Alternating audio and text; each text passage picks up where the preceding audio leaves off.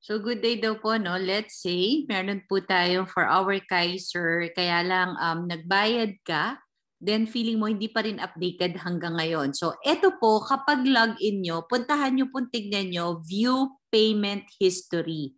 We highly recommend na may tinatago ka na Excel sheet, nakalagay lahat doon, ilan na yung nababayaran mo. So dito sa case po nito, nagbayad na po ito ng November 22, may binayad siya uli ng second payment December 26. So nasan yung third payment? Puntahan niyo po yung pending verification. Meron sa third payment, binayad niya ng January 27, tapos nagbayad siya uli ng Feb 2. So dapat 4 payments na yung meron. So ang tanong lang, bakit dito sa verified hindi nakalagay yung 4, 2 payments lang? So ano pong gagawin? Punta po tayo sa support. So pag pumunta ka sa support, click mo yung click here to send us message. Click po natin yon. Then mapupunta ka dito sa list na to, gagawa ka ng new ticket support.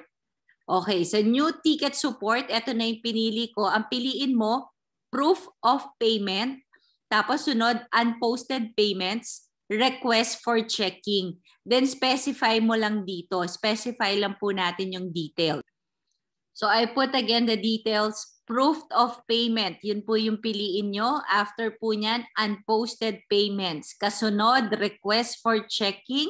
And then lagay mo lang yung name, policy number. So sinulat ko lang, kindly check payment. So far, 4 sub-payments have been done already. However, only 2 payments posted as verified and 2 more pending for verification. So, nilagay ko din po, inattach ko dito yung records, yung screenshot po, inattach ko lang siya. Then you just have to click on submit.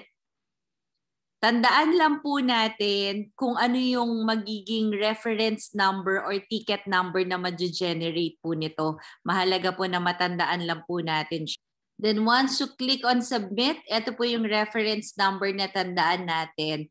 Bigyan naman po natin sila ng mga 3 to 5 days para po ma-update po nila yan. So yan po yung kailangan natin na time para ma-update po nila. Hintayin lang po daw natin.